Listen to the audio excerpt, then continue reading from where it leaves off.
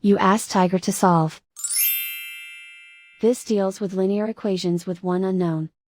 The final result is q equals 20. Let's solve it step by step. Group all constants on the right side of the equation. Add 7 to both sides.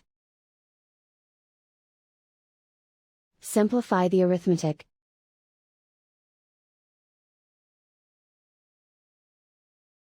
Isolate the q. Multiply both sides by inverse fraction 4/3. Group like terms. Multiply the coefficients.